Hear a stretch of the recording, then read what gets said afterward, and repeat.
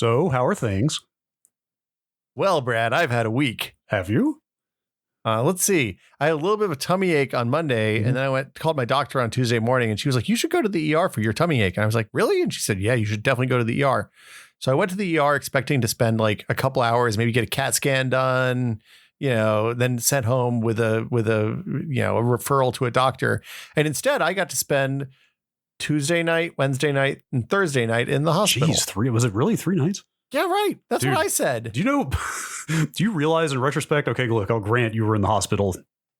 You probably, keeping me abreast of the goings on was not top of mind for you. I was extremely online whilst in the hospital. I had a lot of time. You were so low key about being admitted to the hospital that I talked to you steadily for the better part of 2 days and had zero idea you were in the hospital. Well, I mean, I think it came to light when I asked you if you wanted to hop on and record something real quick, and you were like, "Well, I'm still in the hospital and I only have my phone on me." And I was like, "Wait, what? Hospital? What? What are you talking about? Hospital? What are you in the hospital?" Also, the way I read that sentence, you correct me if I'm wrong, but the way I read that was not you saying, "Hey, I'm in the hospital, I can't record." It was, "I only have my phone, I can't record." Yeah, I would have done it on my phone if you were okay with it. It's like if you had the proper recording set up in the hospital, you would have just gone for it. It's a little noisy. So TLDR, I'm fine. There were a couple of brief moments of excitement. I had a blocked bile duct, and normal gallbladder stuff due to the American high fat diet, and led to a blocked bile duct, which caused some pretty serious complications, but everything's fine. I'm going to make a full recovery. I have to have surgery in the new year, and they just didn't want to let me go until my liver stuff was kind of settled back down a little bit. Got the log jam in the old bile duct. It turned a little yellow, Brad. Yeah. Oh my God. That will be someone I know when I described your condition to them immediately said, "Is he yellow?" The whites of my eyes got yellow, and the fairer parts of my already pasty complexion were slightly yellow tinged. That the person in question will be very excited to hear that answer. Yes, good. Is that good? Good third party deduction there. But yeah, so they went and they scoped me on Wednesday. They reamed out my bile duct. Everything's running nicely again. Oh, no. It was great. I laid down on a table in a weird room with a lot of instruments. The word ream, it feels too violent. No. He was very delicate. He had very good hands. I have a hard time hearing medical procedures be described. Look, I just assumed he was going to get in there with a brush, and when he showed me the thing he actually used, I was like, "Oh yeah, that looks much better than the way I would have done it." Some steel wool pipe cleaner. Exactly. So, I'm not. Nope. I had a lot of pain on Monday. I haven't had any pain since. Occasionally, there's a singularly unique sensation when I eat something with any fat in it, and my gallbladder contracts. And I can feel it because there's stuff in there that normally isn't. Yeah. But other than that, everything's cool. Well, a lot of salads in your future. Hey, look, I've been eating a lot of fish and rice. Oh, that's great. Yeah, I bet you feel better. I'm going to go ahead and tell you. Okay, so here's the cautionary tale out of this whole thing. When you have pain, don't try to tough it out. Mm-hmm. I didn't do that this time. I did that with the appendectomy, and that was almost real bad. But go, if you have pain that's bad enough that you and normal stuff doesn't make it get better, call your doctor. And when they say to go to the ER, go to the ER because it's important. It's your body's way of saying, "Hey, stupid, don't, something's wrong. Get the professionals involved here." Because if I had waited another day or two, I would have been in a real bad spot. Yikes. Yeah. Well, yeah. We're glad you're back and on your feet. It turns out also, Brad, if you drink enough water, you can pee up to 3 liters in one 12-hour period. That's too much peeing. I did a lot of water drinking and a lot of measuring pee. Wait, did you get a cath? No, didn't get a cath for this. No. Could you have? I mean, have you ever had a catheter before? No. It's not something you seek out. You're probably right. Yeah. So I was under light sedation for the scoping, and I didn't have the surgery yet. The surgery will happen early next year. Okay. So brace yourself. Well, hey, congratulations on your forthcoming weight loss. I cheated death, Brad. Yeah. Cheated death. Well, you're back. Yeah, we're back. So the TLDR on all of this is we don't have a new episode this week because of the infirmities of my meat body. Yes. It's been a challenging time.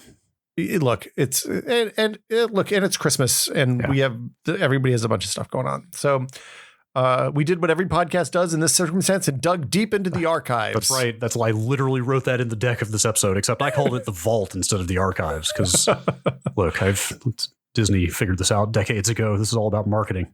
Oh, so wait, sell this one again is what you're saying? Yes. If you're listening to this, PayPal $5 to we're going into the vault. No, it's this is one of our favorite patron episodes, one of our early, like this was I don't want to say it was the first one that I was like, oh man, that was a good episode, but this one's a banger. It was a high concept patron episode, I'll say. Yeah. Yeah. And if you're not a patron, so if you're a patron, you've already heard this and we apologize. Yes. If you are not a patron, we do several different kinds of shows for the patron. Sometimes it's just a real loose chat where you and I sit down and we talk about whatever's front of mind that day. And it's just like super loosey goosey and kind of fun. Stream of consciousness, you might say. Yeah. Sometimes it's like run over questions from the Q&A episode. Sometimes they're planning episodes. Sometimes it's something that like we think is kind of cool, but aren't sure it's big enough for a full episode to do. Sometimes we have a patron spotlight. Yeah. Oh, yes. We've done a couple of great patron spotlights. We have a lot of interesting patrons. We should do some more of those. We should do more of those. They're good. Sometimes it's just like a project check-in on stuff we're working on. Yeah, exactly. But this one is the black sheep in the herd. Perhaps the highest of high concept patron episodes. What is this episode, Brad? This one took research. I made at least 8 bookmarks for this one. We dug back into the archives. Wow. I availed myself of Google's Usenet archive. Yes, to dig up a bunch of my old 90s Usenet posts. And just hey, if you're thinking at home, I should dig up some of my 90s Usenet posts. Maybe beware. Look, we embarrass ourselves so you don't have to. Yeah, exactly. You pulled some posts from the Ars Technica forums. I think there might be some other stuff in there. It's like Ars Technica. There was a couple of early Shack News posts I think we talked to. I was one of the first posters on what is the current iteration of what became the current iteration of the chatty thing because it's not still jazz, is it? I forget. No, it's something else now. Okay. But it's still, I think it all goes all the way back. And Steve, and we were friends with Steve at Ars Technica, and he was like, hey, will you come check out our message board? That's cool. So we came and checked it out early. Was it Larynx? It might have been Larynx at that point. Laren.x. Or it may have been chat.y at that point too. Okay. Chat.ty. I can't remember. Yeah. Again, though, actual apologies to our staunchest supporters, the patrons who have already heard this episode because they don't get a new episode this week. And we do feel a little bad about that. But you can laugh at us again. It's fine. Yes. Yeah. And thanks to everybody who listens. We will be back. I mean, I guess next week is the first episode of the new year. So this technically, I guess next week we'll do questions. This should have been a questions episode. Oh, you're right. Wow. And we'll do patron thank yous next week as well for all of our patrons. I guess we could have banged out an episode then. We had a topic and everything. I didn't have time. I got back from the hospital like 5 o'clock on Christmas Eve. I'm a little booked. No, seriously. Also, I have to point out that you literally texted me yesterday and said, hey, they're kicking me out of the hospital. Can I drop Nog off? Well, look, Gene had been busy. It had been raining. It's been raining really hard here. All I'm saying is I would have been fine to wait for until next week for the Nog, but you came straight here from the hospital to deliver the Nog.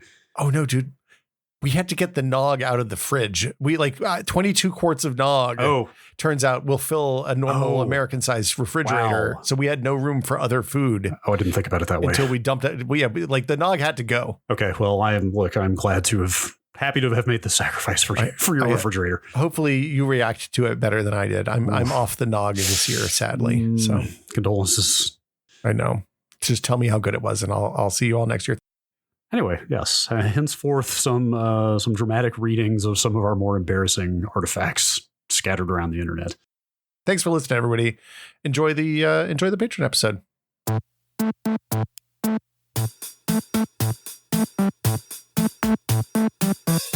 Dude, people are not paying us for bad Gollum impressions. I'm sorry. I'm not gonna put that part in. I'm sorry. We'll just start here. No, we've already started. Nope. I'm not. It was too loud. I'll blow people's. I don't want people to have ear bleeding because of me. That's what audio editing is for. Hello, Brad.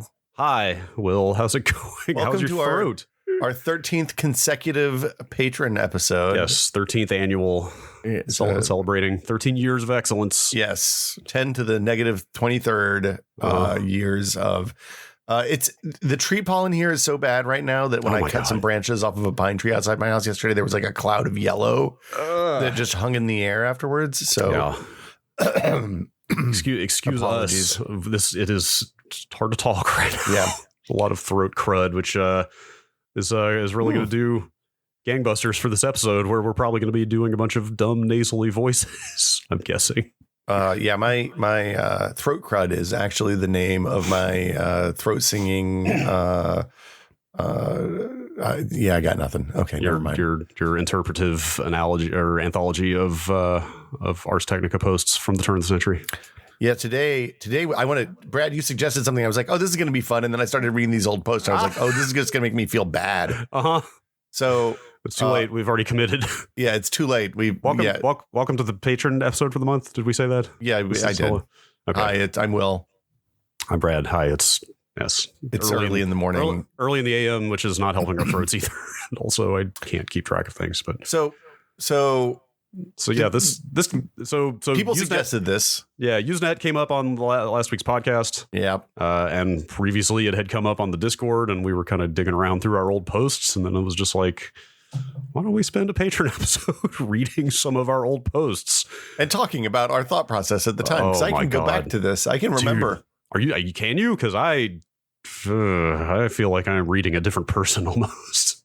Well, I mean, look, I'm probably the person that was me before I moved to California, and the person that was me after I moved to California. Two, like, not wildly different, but like the experience of moving as a person who grew up in a small town and then lived in a slightly larger but still smallish town, and then moving into like downtown San Francisco and living someplace where on any given day I'd hear 6 or 7 different languages spoken. Sure.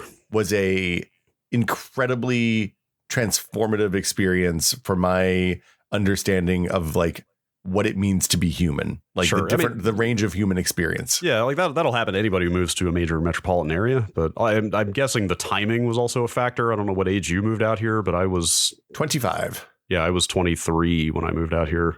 Yeah. Well, and so there's a thing that happened. I mean, look, I've gotten old and ossified, and I don't make new friends now outside of my daughter's school. It happens to everyone. Yeah, but like just keep telling yourself that. Well, but I mean, at that point, like I moved into this terrible apartment in the Lower Haight where I had ready access to crack anytime I wanted it, and okay, I didn't want it for the record. Just wanted to clear that up. Did you say Lower Haight? Lower Haight, yeah. That is Lower Haight is the only place I have been mugged in this town. Scott and Waller is where I lived. Okay, yeah, all right. Yeah, one block off of Hayton Divisadero. I got mugged right in front of Buena Vista Park at about that's a good place to get mugged. About 1:30 in the morning. Yep. I somehow talked them out of taking my wallet. Oh, that was nice. They were pretty small time, I think. Did they have a knife, or were they just imposing? They didn't have anything. They threatened to use their fists. That's enough. And we gave them the cash that we had on us and talked them out of taking my identifying information and such. My Buena Vista Park story was that I was walking back from a bar at like 2:00 in the morning on when the 2000 earthquake that killed the Sonoma one, that the brick wall collapsed and killed a couple people. Oh boy. It was a pretty good earthquake. Didn't notice. Wow. Okay. That's how drunk I was. I just thought drunk, I was just, having a worst. It wasn't a good time. I had problems. Yeah. I've since changed my drinking habits pretty significantly. Your 20s in a major city, especially in a tech related industry. It's funny. When I moved out here, I thought I was moving into a tech related industry. And then I very quickly understood that print magazines are, even a print magazine about technology, not a tech industry at all. Yes. Fairly backward looking, I'm guessing. Let's you want to jump in here? You want to pick out a dumpster dive? I feel like I should start at the start, even though I feel like I brought this thing up half a dozen times. In fact, this is kind of the genesis of this whole thing. Is somebody on our Discord found a thread on Reset Era. Oh yeah, where somebody, did you see that? Where I saw the link, but I didn't dig into the thread. Somebody posted on Reset Era, all excited about their new hobby of going through old video game posts from 20 plus years ago, because they were not old enough to experience that era, and seeing people talking about everything from the N64 to the PS2 to Zelda. Oh yeah, stuff like that. Well, hold on, were you anti Zelda? Oh, dude, okay. Wind Waker is I mean, I know you're not now because you're a decent human being. A sublime work of no. Yeah. At the time, I was very excited about it. I Okay. thought it was rad. See, this is the thing. I'm going to be interested to see if this exercise teaches us that we're drift compatible or that we were opposite children.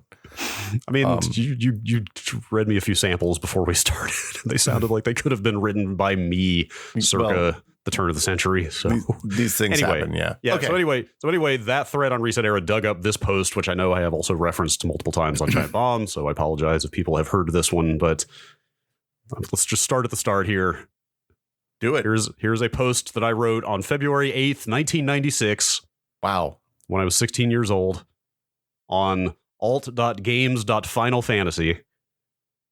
Okay. The number one Final Fantasy Usenet group. Yes. There was a news group on Usenet. If people are not familiar with Usenet. Usenet was kind of like message boards, but for the whole internet and with some really established rules. So yes. Yeah. Yes. Now people just use it to pirate movies. Yeah. And TV shows. Yes. Okay. All right. Here's the post from February 8th, 1996 entitled FF7 ? Wait, is this when they said it wasn't coming out on Nintendo? It was going to be a Sony game? Dude, I scooped Usenet. What? You were Wow. I've never done the research, and it seems like the advanced search on Google Groups has disappeared.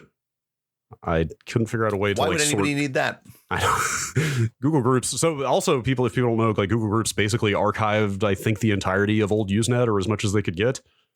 Starting in like 2002 or whenever. Right. Yeah. Right. So there are, 30 years of Usenet posts that is on there. Fitz, I don't know if Fitz was around yet then. He might have still been in Apple or something at that point. We should talk to him about that. But we should find some early Googler and find out what I'd love to know what that conversation was. Like, hey, we have all these computers. What can we do with them? I don't know. Why don't we archive Usenet? Let's just scrape Usenet just in case. Yeah. Thanks for preserving such gems as this one. Okay. So were you upset about this or were you excited? No. But what I was going to say is I haven't done the research, but I don't know if anyone ever posted about Final Fantasy VII on Usenet before me. It's possible. Oh, you think you were the first post? Not on the internet. Like no. I got this from a PlayStation news website I was avidly following at the time. So somebody else. Anyway, okay, so you didn't like translate it from Japanese or anything. Okay. No, not quite. All right. Here's the post. I have a feeling this is not widely known yet, but the Japanese magazine Jump has confirmed that Square is releasing Final Fantasy VII for the PlayStation in Japan this December.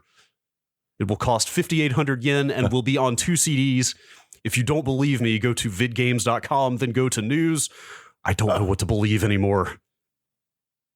Very dramatic. It was it was... That was the style of the time. Well, not only that, like, the idea of a Final Fantasy on the PlayStation was unthinkable. Oh, yeah. At the time, it was a scandal. It was like people were enraged. It was a shocking act of betrayal. Well, the idea that, you're absolutely right. Like, the fact that it's funny, this was a time when I wasn't paying too much attention to console stuff because I was in college and I had a gaming PC and I was mostly just playing Quake, like for 4 years. Of course. Yes. Yeah. But yeah, that was a weird time. Yeah.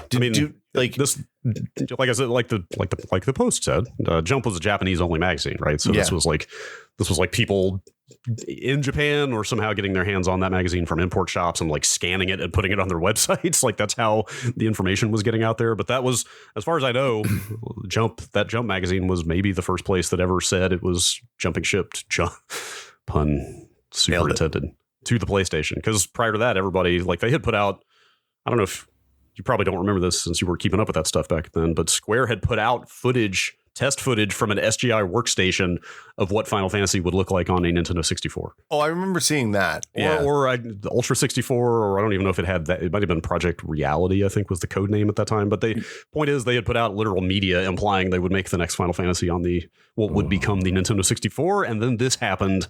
And as I said, I didn't know what to believe. I wonder if it was originally going to be one of those disc games, the SNES disc, the Philips / Sony, the Super Nintendo CD-ROM. Yeah, the Nintendo PlayStation. You mean? Yeah, the Nintendo PlayStation. That's possible. Well, they flat out said that's why they jumped to the PlayStation because the cartridges were too limiting. So yeah, well, what those could have cartridges been were hella expensive. It's funny, we were talking about this in the house last night. I remember in that the one console I did buy that generation was an N64. Because I wanted Super Mario 64. Like Super Mario 64 was the kind of game you bought a console for, whether you were going to play anything else. Yes, absolutely. And Gene and I were talking about Wave Race, which we literally drove. Oh.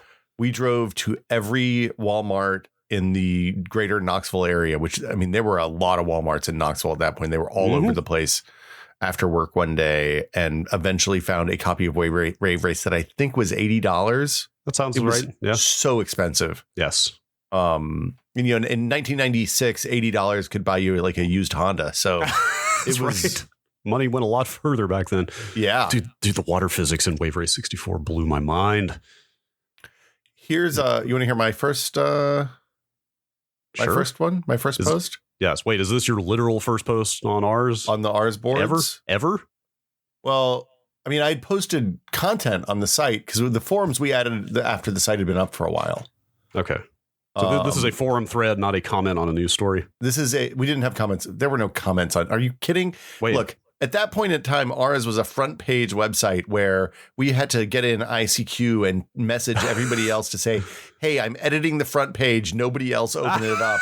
Because if two people were working on it at the same time, the last person who saved would erase the other person's changes. Let me tell you about a content management system. Well, look, nobody had at that point. We had talked to people about buying content management systems, and I mean, we were on I think we were getting ads from UGO or somebody at that point. Okay, that sounds right. We were making a little bit of money, but our hosting costs were pretty substantial because we didn't really understand that. And it was we did not have budget for a content management system, and also it was before it was before Blogger and Movable Type and all that stuff. So there was no. It wasn't like there was a cheap, free, open source alternative to an expensive, monolithic developed just for you CMS. Familiar with that phenomenon for sure. I didn't realize that ours was such a startup-y startup at the beginning. So ours started with three or four guys who were in Harvard Divinity School and one person who was a friend of one of those guys. And they started it running on a Windows NT machine in the Divinity School IT closet. That was just leeching bandwidth from Harvard. What else do the theologians need bandwidth for? Look, they were fine. So yeah, and I started about 5 months after they started the site. So we had, I think the first month I was there, we had 10,000 visits. And we were like, man, we've really hit it. This is going great. Late 90s. And then we got linked on Slashdot the next month, and that immediately exploded our audience. So the rest was, everybody's got to start somewhere. Yeah. Such as with this forum thread, which I guess was your first Ars forum thread. Yeah. So the it wasn't my forum thread. I'm just responding on this one. Okay. So the forum thread is ATA 66 knocking on the door because late 90s. Here's my 2 cents. I am currently using a Quantum Atlas 6.4 gigabyte drive with my 2X SCSI CDR and a SCSI Plextor 1220 Plex. I also have an IBM DeskStar 14.4 GXP, which totally blows the doors off the Quantum drive. Before I start rambling, I'll tell you what the practical upshot is. UDMA 66 does nothing for drives under 7,200 RPMs. Definitive fact. That's mine. The definitive fact is me right now. My 14.4 gigabyte DeskStar doesn't saturate the IDE bus. It bursts up to about 27 megabits per second. This is important because only one device can use the bus at any given time, so you don't have to worry about multiple devices saturating your entire bandwidth like you do with SCSI. If you have 2 cheetahs on one SCSI channel, you are wasting your money because they will be able to send data to the bus faster than it will be able to accept it. I'm not sure that was true. Total balls to the wall bandwidth is nowhere near as important with IDE as it is with SCSI. I buy IDE COZ. I would rather have badass video and sound cards and plenty of room to store all the games I play and apps I use than the fastest hard drive. For what I do, 20 pretty fast gigs beats 9 fastest in the world gigs any day. The only other thing to worry about is most IDE drives are built with a shorter MTBF because they are consumer level parts rather than pro parts. This was on March 1st, 1999 at I don't know what, probably 10 o'clock. It looks like the more these that I hear, the more I have to wonder. Like there was this specific, like verbose, like kind of swaggering nerd style of posting that I can't tell if it was an artifact of the era on the internet or our age or our interest category or all of the above. You know what I mean? Well, we talked about early gaming news sites a few months ago when we did a retrospective on something else, but like. The language that we used at Ars early on was entirely informed by sites like Shack News, what Steve Gibson did at Shack News, sure, and Billy Mitchell at Voodoo Extreme, and I don't remember what Blue's real name is, but Blue at Blue News and Redwood at Stomped. Stephen Heaslip, I think. Yeah, that's it. I can't believe I remember that. But it was kind of it was a weird patois that kind of lifted stuff from like hip hop culture and like old Unix nerds. And I don't know. It was a very specific thing for that period of time. Maximum PC Boot was responsible for a lot of that too. Cause like they called everything Mobos and like they were aggressive abbreviators because they only had 150 words to write like as an in-depth review as possible. And it turns out if you have to put motherboard in a review 18 times, having MOTHERBOAR 10 characters versus 4 added up. So I don't know, man. Yeah. I don't know. This is one of the least cringy things that I wrote during that time period. So yeah, I don't know how many of these I can get through. All right. Here's a post of mine. September 13th, 1996. This is right around the time the N64 was coming out, I believe. On rec.games.video.nintendo. In a thread entitled TRU Better Sell N64s on the 29th. I did not write that thread title, just to be clear. Also, TRU is Toys R Us for anybody who does not know. This is from some guy complaining that he wasn't going to get his pre-ordered N64 until the 30th, the day after release. Wow. And he's very mad about it. Anyway, several posts down the thread. Here's me. I don't know if I can do this. This is my favorite TRU experience. I went a couple of months ago to ask about pre-ordering an N64. The woman answered vaguely that it would be out in mid-August, even though Nintendo had been advertising September 30th since February. Oh, no. She also told me with confidence that it would be $500, although, again, the price had been known for some time. She then proceeded to compare it to her Packard Bell, grown, and concluded that the N64 could not compare, despite the fact that she had never seen it. I left with a general feeling of disgust. Oh, there's your episode title. I left with a general feeling of disgust. I can't, dude. I want to die. We were all the fucking comic book guy. I want to die. I mean, look. Also, I'm sorry. Can I say one more thing real quick? Yeah, I just noticed this scrolling down. 2 posts later, replying directly to me with somebody else like telling a bunch of, complaining about Toys R Us themselves. A prominent, someone who would go on to be a prominent editor at EGM. Really? At Electronic Gaming Monthly, yes. Like, old Usenet was full of people who like popped up all over the games press. I was gonna say, was it Derek Smart? I don't say the name again, but like, yeah, no, it's that kind of stuff. Like the number of things I found, I'm not gonna read. The number of things I found complaining about bad retail experiences where some poor bastard was in there just making $5 an hour and trying to answer questions from the horrific nerds. Like that was the first time that the internet graded up against the real world. Was like, yes, when like we had information about shit that did, like I distinctly remember going into Electronics Boutique or Babbage's, whichever one was the current owner of that spot in the mall, and asking when they were going to get the Quake 1 disc, which, if you recall, was a shareware disc that you paid like $8 for. Yep.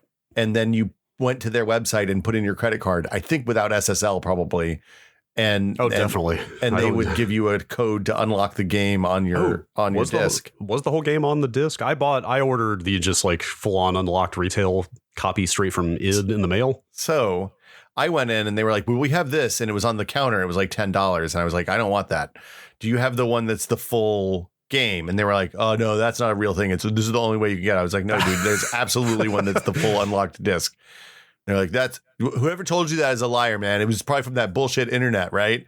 And it was, it was literally some kid who was like 22 years old and was wearing like one of those knit ties with the flat bottom. I remember in a blue short sleeve dress shirt as the manager at the Babbage's. Oh, dude, I worked in electronics boutique for a while. I am well acquainted. That guy. Our assistant manager used to just lie to people about the products knowingly and didn't care. It was a real piece of work. I've got another one if you want a gaming one. Sure. This is in the gaming extra strength caplets forum on the Ars Lycaon. Okay. Messiah -- worst gaming disappointment ? The people are bitching about Messiah being bad, and then I get to remember Messiah, Dave Shiny's Messiah, Dave Shiny Dave's Messiah. Dave Perry? Dave Perry, yeah. I thought was Messiah really that bad? Messiah or just disappointing. So here's the thing: if you played Messiah on the consoles, I think it was fine. It was a bad PC port, as I recall. It had like bad control issues for mouse and keyboard or something. I think it just had like a tremendous amount of hype around it too, didn't it? And then did not deliver. I mean, it's possible that the hype was our fault. Who knew? Brad was in Usenet posting about how awesome Messiah was going to be and then immediately stopped talking about it. Good concept, poor execution compounded by massive delays. If Messiah had come out last summer or Xmas 98, it would have been revolutionary. Ellipsis. Plus, the interface sucks. I can think of one other game that I was anticipating this much and was so disappointed. First one to get it gets a cookie. God. I want to die. The next response is from Moody Allen, and he says, Trespasser.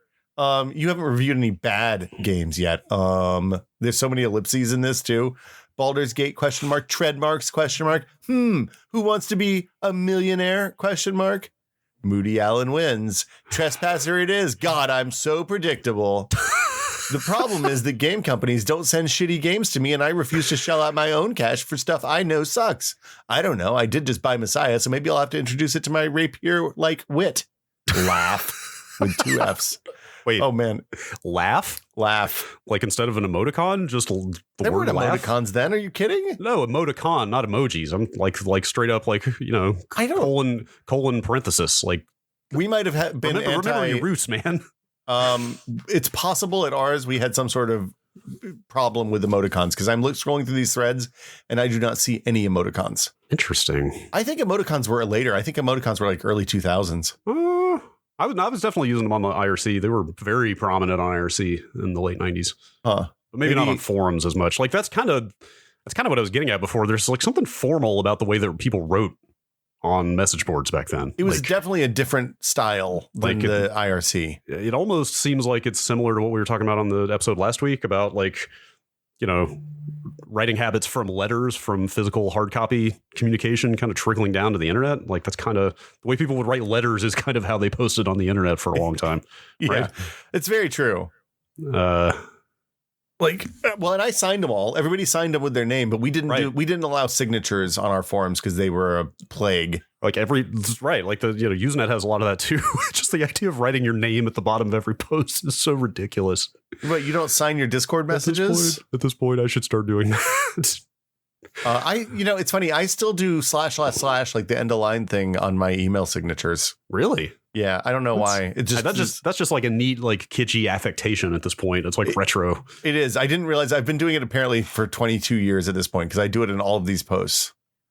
Even also, I was not Will. We didn't use names on ours. This is worth mentioning. We used handles.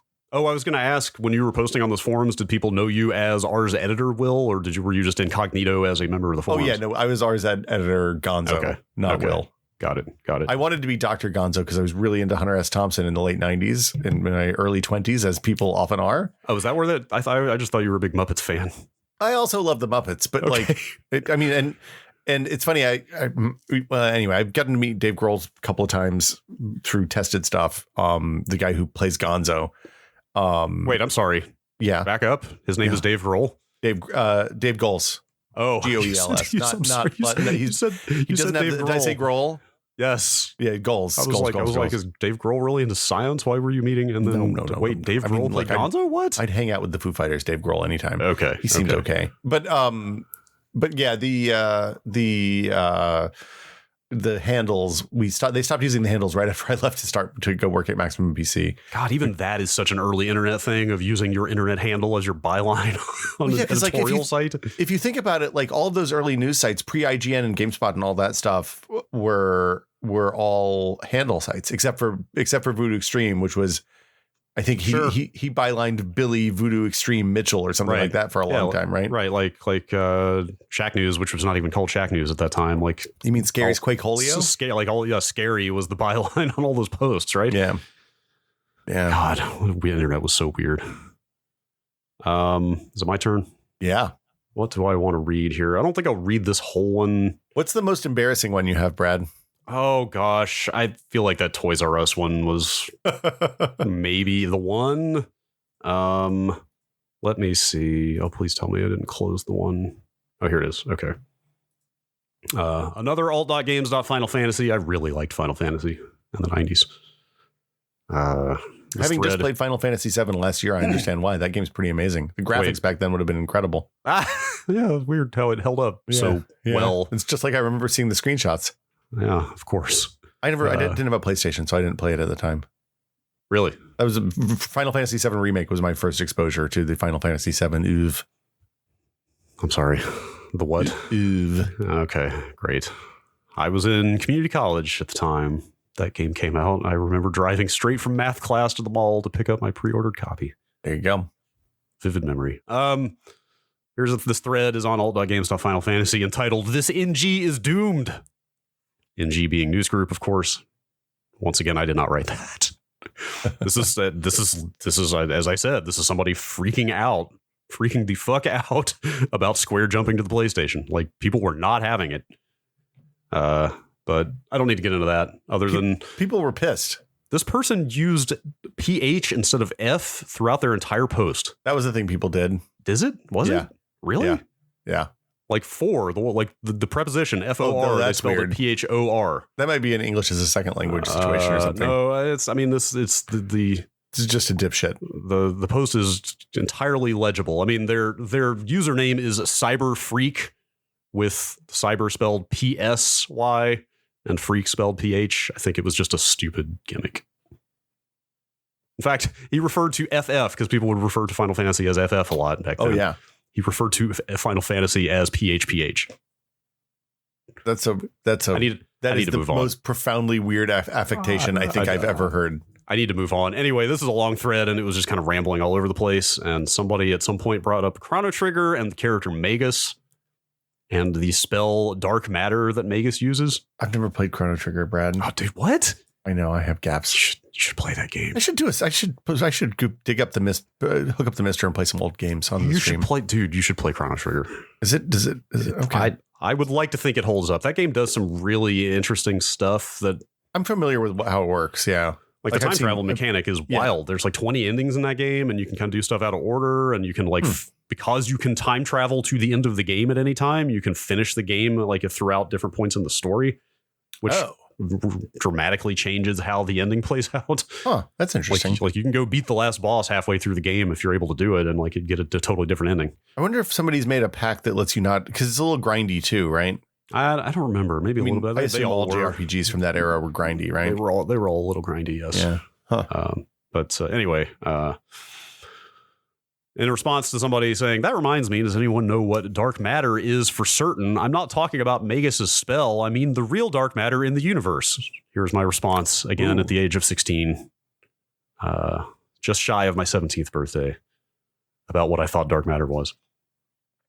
Dark matter is, if I'm not mistaken, the amount of various elements in the universe that can't actually be found but is known to be there. In other words, due to the known makeup of the universe, there should be a certain amount of certain elements to make up the rest of it, but it can't be seen anywhere. I may be wrong, so correct me if I am. Were you wrong? Did people correct you? I don't know. Oh, man. Just to be correct, you were wrong. This is not like completely off the mark. It's like sort of in the general you're in the vicinity. Yeah.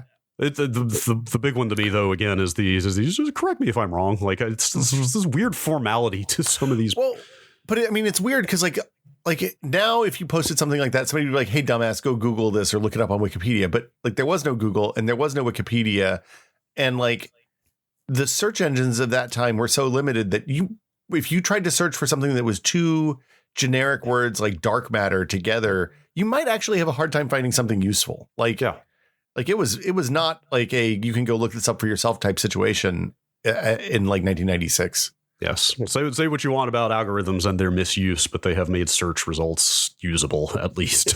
Yeah. Hey, shout out to DuckDuckGo. I've been using it for like 3 months now and haven't noticed a difference really, which is nice. So, were there a lot of responses to that? Did people bridged you? I think anybody weighed in on the nature of what news group was this? This was all.games.Final Fantasy. That was just a little aside. This is mostly people raging about the Nintendo 64. Oh, here's another one. You're in the OT section there, huh? This is this person has a long Kefka quote and then their signature. Always a good sign. Here's this person said, I always thought that dark matter was a form of matter that was so dense it sucked in light, but I'm probably wrong as I always sucked at physical science. There you go. Yeah. That person was definitively incorrect. Yes. More incorrect than me. Yes. In my defense. I've got another one if you want to go. Oh, wait. I'm sorry. I scrolled to the very bottom of the thread. One last person posted about dark matter in this mess of arguments. Probably, what was the post date on this? Like 2009? Actually, still 96. Okay. This person responded to that last person about matter that sucks in light and said, "That's a black hole emoticon." Oh, they did the equal sign parenthesis. Wait, are you an equal sign parentheses? No, or I was always a colon parenthesis. I was a colon and then a small O because I like having a nose. Oh wow! I always thought that looked like a clown to me. I mean, the big round nose just looked like a clown. What's friendlier than a clown? That's let's not get into that. That's literally everything. Anyway, this person said, anyway, Brad's right, except it's not necessarily elements, as elements are atoms, and most scientists believe that dark matter are subatomic particles like neutrinos. Oh, really? Also, like, there's a weird aside about this. This is 25 years ago. Like, I assume that the theoretical science about things like dark matter has evolved at least somewhat in the last 25 years. Well, there was a thing a few weeks ago where somebody came up with an explanation for why the universe behaves in the way, because dark matter is one of those wedges, right? It's like an idea. Right. It's an idea to fill in it's a Band-Aid. It patches the math where the math doesn't work out on our understanding of the universe. And somebody else came up with another solution that doesn't involve dark matter a few months ago that like is in. That who knows whether it'll be real or not, but it could be completely wrong. Who would know? This is in a thread called "All Praise to the God." Oh boy, it's in the gaming section. Gaming, extra strength caplets. Wait, did you start this thread? This is not my thread. Shin Gukai started this thread. I really want to know who the God in question is here. Well. So, I mean, this was started by a bunch of Divinity School guys, and we had a lot of Latin in the forum back then because it was Ars Technica. Oh, wow. That's where all the Latin came from. What do you mean? These guys were all in like seminary school. Oh, yeah, of course. They all spoke Latin and Greek. I did not realize. I had no idea that's why there's so much Latin on ours, because it was founded by a bunch of people in Divinity School. Yeah, and of course. They were working with Latin in their education. Like half of them like were able to have Latin. Like I took 4 years of high school Latin, right? Which is essentially useless except for my vocabulary is good. And my understanding of English grammar is really, really well defined because Latin, everything's defined, of course. But they were able to speak in like Koine and shit like that. Like it was nuts. That's ridiculous. Did any of them ever finish their theological education? A couple of them did. Yeah. A couple of them stopped working on the site eventually and like finished their school. I mean, here's the thing.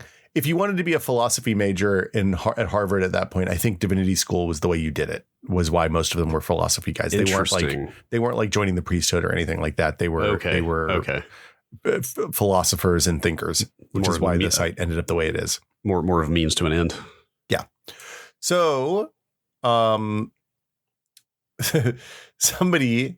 This thread started with a picture and a MIDI sound that was embedded in the page and auto played.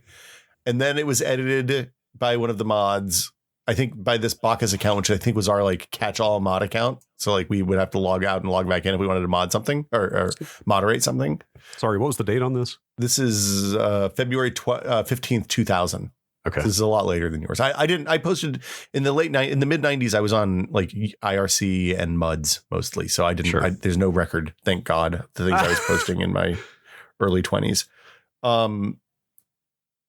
So it's a picture that's dead. The link is dead. It's to some uky.edu site. So Kentucky, I guess. Probably on somebody's shell account as a student. And then it was edited and the audio was removed. And apparently then for a while, the start of the thread was just empty, but there were a bunch of people saying word after it. And then Bacchus says, sorry about the goof up, guys. I removed the sound and reopened the thread. I apologize for not posting a reason. Shouldn't do stuff like this at work. And then there's a smile icon GIF. And then I get down here at the bottom. I have no idea.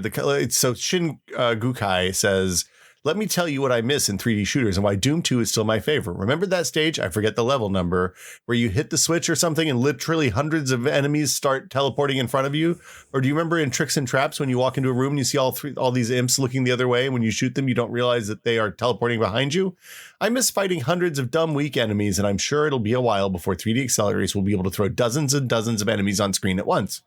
GL Doom makes things interesting. 3D stages with sprites for enemies. I would love to see a Doom sequel that used that format instead of all 3D. This was you? No, that's Shin Gukai. Oh, right. Okay. So now my response is absolutely right. We are just beginning to recover from the conversion to 3D rendered games. I think that TNL, Transform and Lighting, should give developers the opportunity to have bunches of enemies on at a time, but we will see if people take advantage of it. I loved the Doom 2 Suburbs map where hundreds of bad guys, all different types, kept teleporting in as you came to different areas, till finally about 80 came in at one time in a big open area. Tricks and Traps was pretty cool too. Took me 2 deaths to figure out that they were coming in behind me. View image, emoticon. This is how you know that we are horrible nerds, or were back then, probably still are. I think probably are, yeah. All we could do was nitpick the downsides of the 3D accelerator revolution. I mean, we're not wrong. Like the number of enemies on screen was quite limited for a while. You know, like I after I got a Voodoo after a few months, I went back to software Quake because I got a higher frame rate there. Oh yeah, absolutely. You know, I mean, for multiplayer, for sure, you always played software. Yes. There's a lot of So wait, so we don't know who the god in question is here?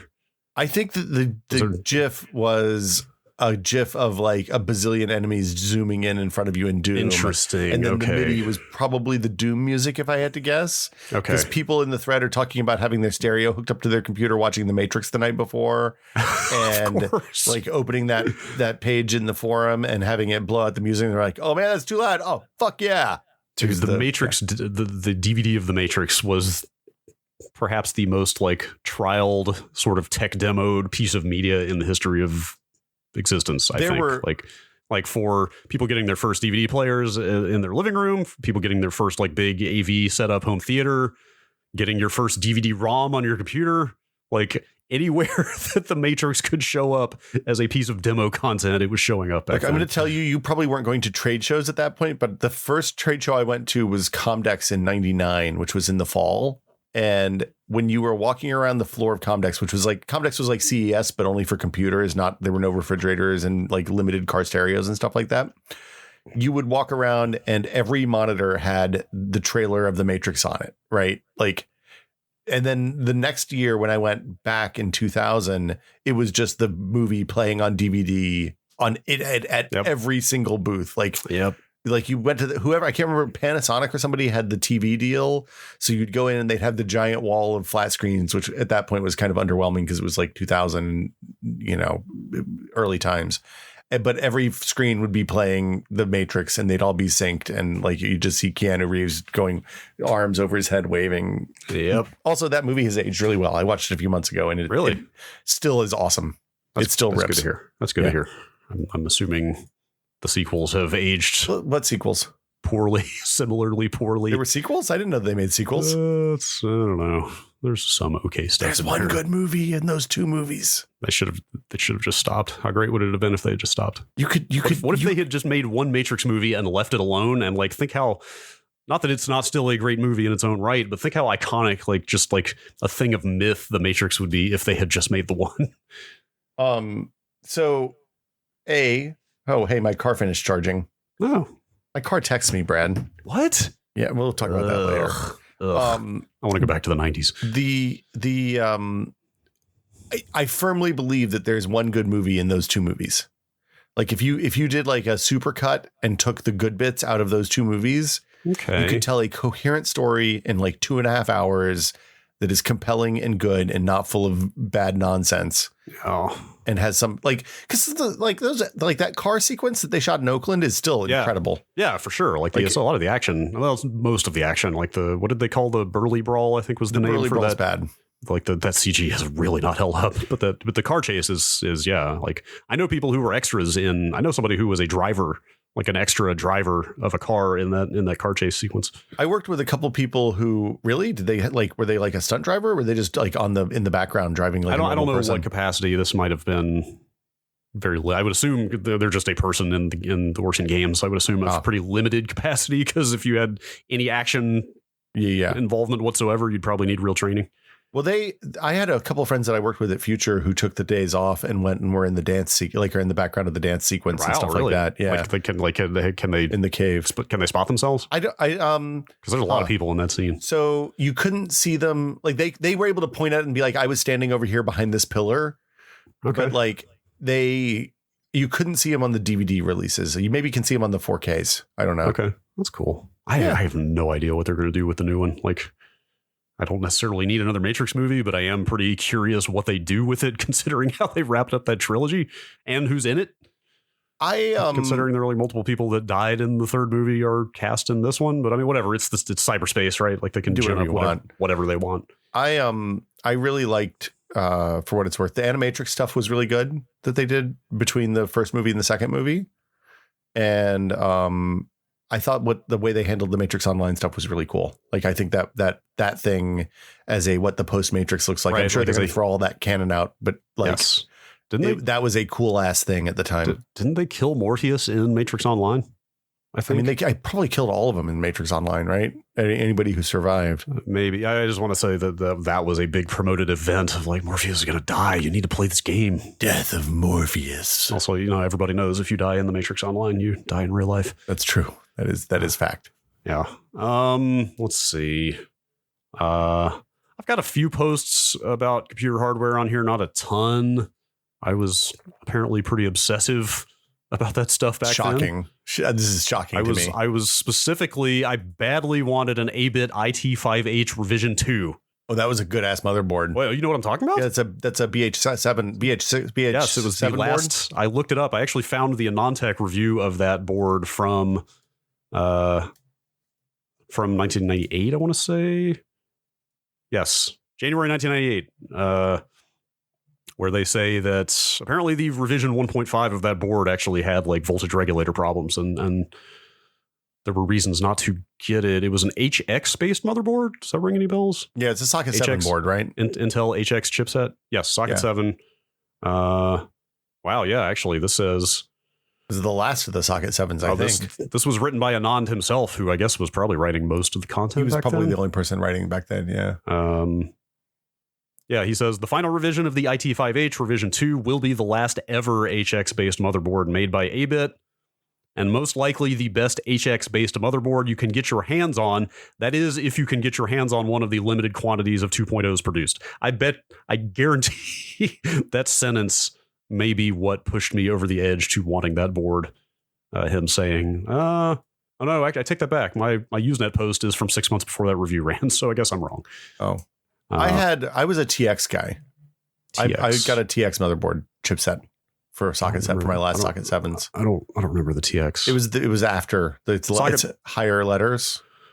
It was the next version of the chipset, basically. I'm trying to think. That was a Pentium chipset, right? Like original Pentium, I believe. Yeah, that was original Pentium. So socket 7 would have been original Pentium, yeah, and K6. also. Right.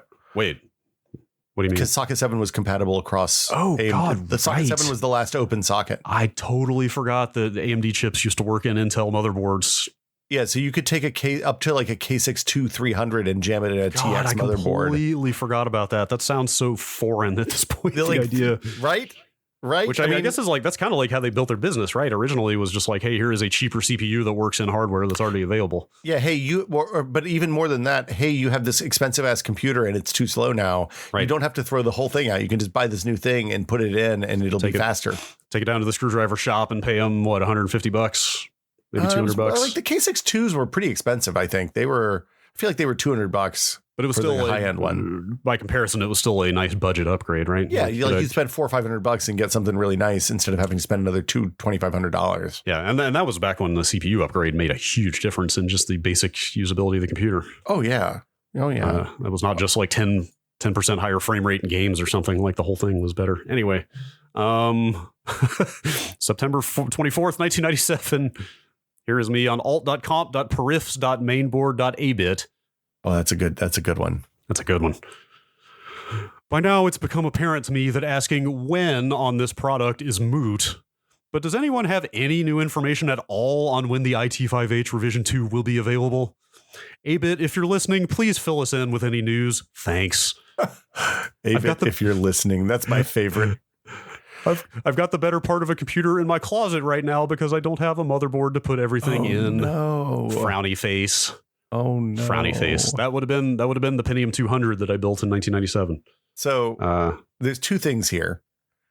One, it's really funny that you said Abit if you're listening, because I bet they weren't paying attention to Usenet, but like, oh, definitely not. The fact that, but we say that like it's definitely not. But now, like, if you bitch about Comcast on Twitter, then they're like, hey, can we help you with your customer service issue? We'd be happy to get in here and do whatever we can to make this right.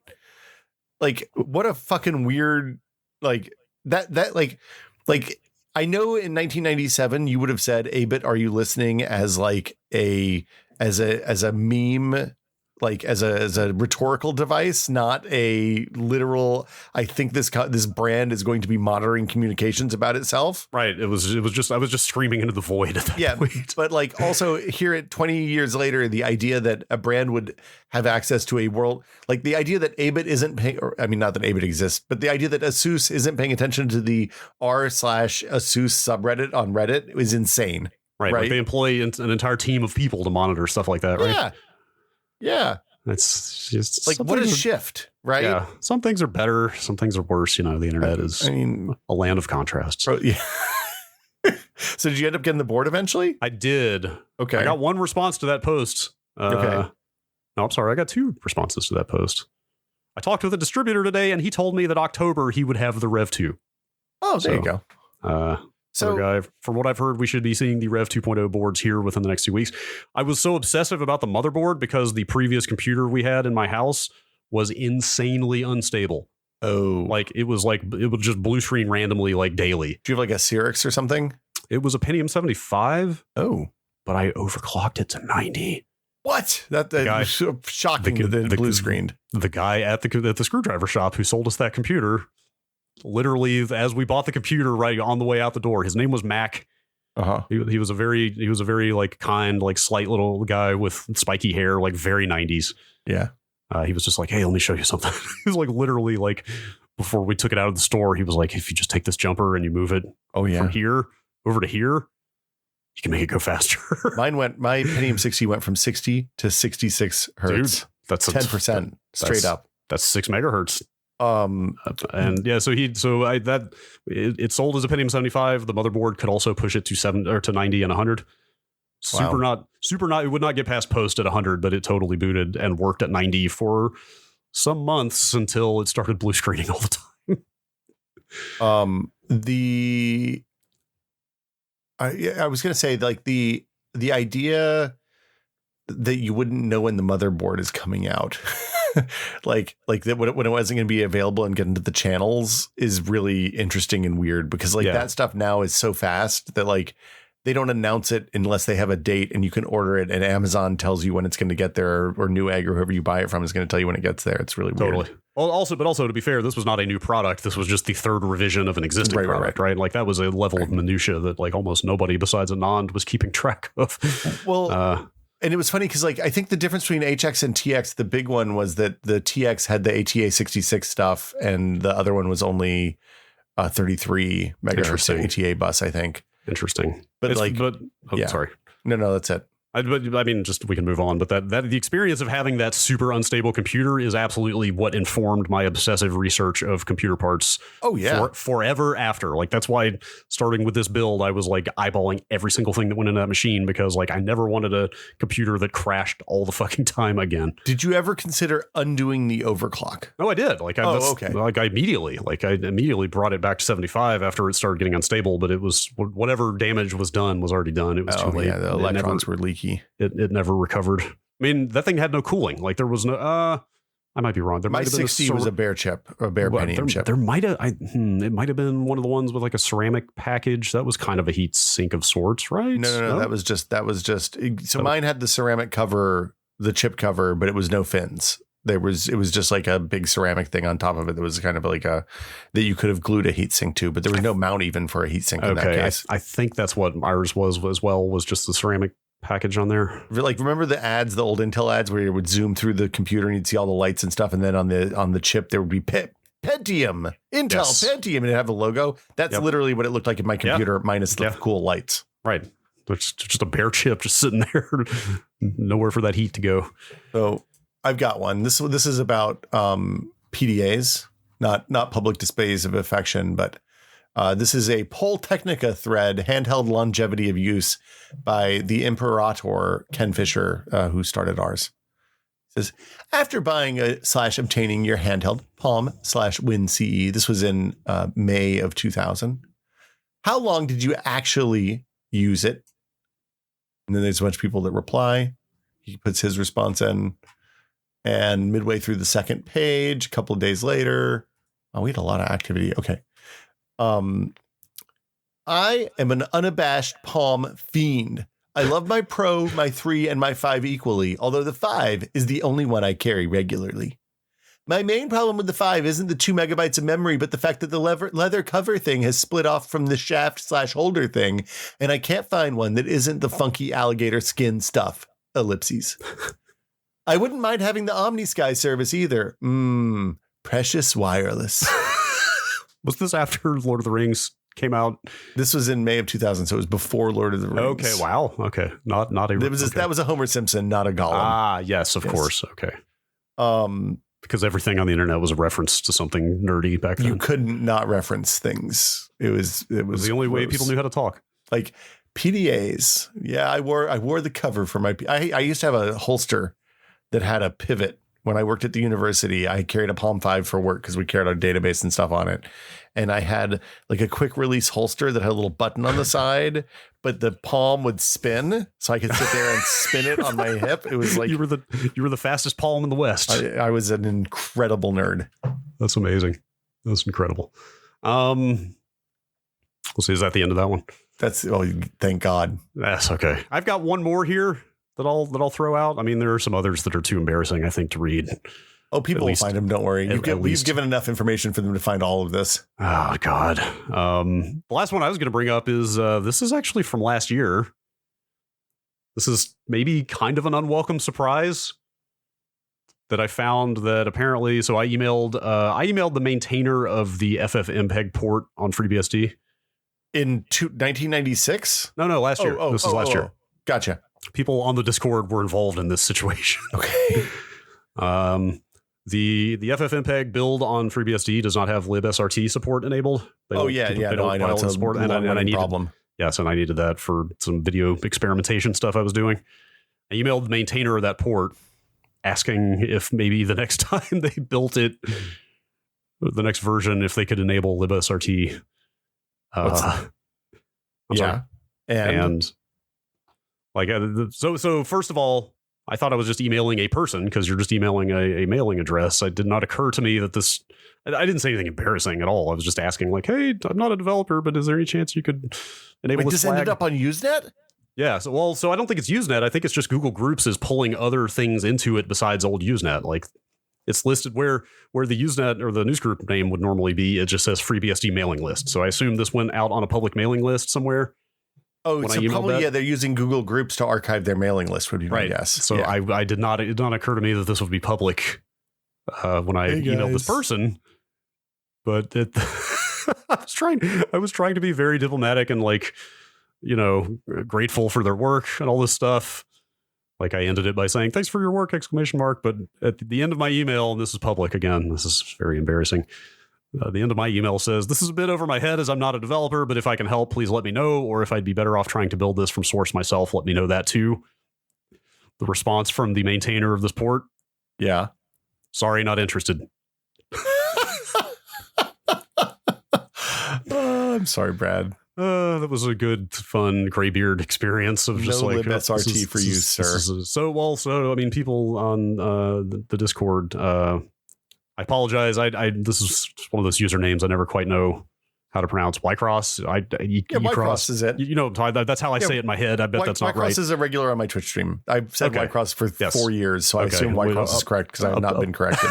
Apologize if that is not the correct pronunciation. But anyway, he did a ton of work helping me. Like we actually dug into the source of the port ourselves, and like he'd helped me make a bunch of changes to the make file to enable that stuff myself. Oh, really? Actually got it. Took ages, took like 8 hours of work, but we finally got it to build with that flag enabled. Oh, that's awesome. And it totally worked. Ycross rips. Yes, he is awesome. Anyway, but I did not expect that to be a matter of public record, but here we are. I've got something contentious. Okay. This is in the gaming's extra strength caplets forum again. It's called The Gamers Debate, Are you an invert? From M. Petty. Oh, boy. And midway down the first page, to my great shame, it says, this is on 13 June 2000. This is 4 days before I moved to California. Nice. All the real players invert, ellipses, at least the ones I've met, ellipses. Inversion gives you better control of vertical movement. This is you? That's me. This is you? I don't want to talk about it. I thought I knew you. I was an invert back then. It's not just that. You're like I don't even know what to call that. It's an asshole move. It's a very bossy inverter of like yeah. That's wow. The next response is from Oz, who's correct. And they say, wrong. It's close, but just a hair more popular to invert. What about Thresh, Fatality, or Machiavelli? Do these guys invert or not? I do believe the people who invert are in the minority. Of about 50 or so fellow gamers I know personally, only 2 invert their mouse. Oh man, it's really hard not to call this episode wrong. It's really funny. It's really funny because like so much, because we weren't really online super a lot at that point. Like so much of what I knew about how to play those games was because of the people I played. Like the Linux lab in the CS department had ATI Rage Pro cards, so we could play GL Quake on them. And like most of what I knew about early FPS play was from playing games with like 20 nerds who were in the CS department who were really into playing Quake. And so, yeah, like everything I knew about all of our tricks about bindings and all that stuff in that time period were very much, hey, this is all communal information shared, or stuff that we all like filtered through Redwood and Shack News and Blues and Voodoo Extreme and those places. It was weird. It was a weird time. If I can say one thing confidently, if you came by all that knowledge playing Quake in the Linux lab in the 90s, then you came by your nerdy assholery, honestly. So that's all I can say. We have to stop. I can't do this. Hold on. I've got one more. That's this has to be the last one to not share. Yeah, this is the last one. I'm going to jump out the window. This is after I was at Maximum PC. So this is in October of 2001. Radeon 80. This is a thread titled Radeon 8500 receives a perfect 10 rating! ! Large image warning. And they just ripped the magazine page and posted it on the. Did you verbally typed large image warning? No, somebody typed it This is not my thread. Oh, this was not you. Okay. No, they're pissed off about my rating. But they said that it was not built into the forum or something. They manually gave a large typed it because they scanned the page and it was a big image. Yeah. 56K, beware. So it said Maximum PC reviewed the 8500 and awarded it a kick-ass rating and a perfect 10 using the relatively old drivers. It was still the fastest card they have ever tested. So then I'm going to call out somebody who says, let's see, hold on, where is it? There's my response. Oh, wow, this is bad. Okay, here we go. I'll read this. Shit, I apologize in advance. Hey, guys, didn't know that I still lurk around the forums here, did ya? I've been using the 8500 for a while now. It's much faster than the NVIDIA cards in some stuff, but not in others. At the time I wrote that review, NVIDIA wasn't even talking about Detonator XP, although I'd heard rumblings from some of my inside sources. The Detonator XP was a driver release. Dude, I have not thought about Detonator in like 20. Oh my God, there was so much hype around the Detonator driver release. Just wait till the Detonator is here. The TI 500 is a little faster than the 8500 in our heavy-duty Quake 3 benchmark, but a little slower in most of the 3D Mark test games, Game 4 being the notable exception. Drivers are my main concern with the board. The hardware is nice and solid, but ATI has notorious driver problems. I ran through the RC2 drivers that they sent me with a fine-tooth comb and tested it with literally dozens of games and wasn't able to find any major problems. Just to be clear, at this point in time, driver problems meant like you'd be playing a game and there'd be holes between polygons in the world, right? Yes. Like it wasn't like maybe it's a little unstable or maybe the frame rate's a little like micro stutters. It was like literally you could see through to space. Yes, like game did not function correctly. Like entire features were not enabled. Yeah, like it wouldn't render grass textures or something. Anyway, the problem with having multiple pixel shader specs is that unless you're running a game that uses the 1.4 spec, the extra features of the Radeon, 10 additional instructions per cycle is the main one, then the Radeon is functionally identical to a GeForce 3. The analogy I use is with enhanced CPU instruction sets. Intel supports SSE2 in the P4. Does SSE2 make stuff faster? Yes, but only if that app supports it. Sure, the R200 chip is theoretically faster due to the new features, but since devs aren't using the 1.4 spec, then there's no way they'll be exposed and consumers won't see a benefit. Also, if our lawyer types see that you're posting scanned images directly from our mag, they'll probably be pissed. / Will Smith, aka Gonzo. All right. So now Spanky says, nothing, and I mean nothing ever, deserves a 10 out of 10 rating. Nothing is ever perfect, and neither is this, and the reviewer even mentions it. If there is problems, didn't run Aquamark, has fractured pixel shader specs, then how can it score perfect? Perfect is perfect. That's all there is to it, and this card ain't it. No card is it, and no piece of hardware nor game is it. Nothing should ever be scored a 10. Dude. My entire life is flashing before my eyes right now. I knew this would give you flashbacks. So a couple days later, I respond, one last thing. 10 isn't a perfect product. There are no perfect product. I forgot the S. 10 is the best product in its class, in a class that's awesome and useful and has no major flaws or even annoyances. For example, the Radeon got a 10 because I couldn't find anything wrong with it, and it is as fast or faster than a GeForce 3. A USB 1.0 external hard drive would never be eligible for a 10, even if it was flawless, simply because USB isn't fast enough for the hard drive to perform well. A FireWire external hard drive could conceivably get a 10, but only if it fulfilled all of the other criteria. FireWire hard drives. Oh, boy. I used XP. Oh, they were bitching about my XP review, too.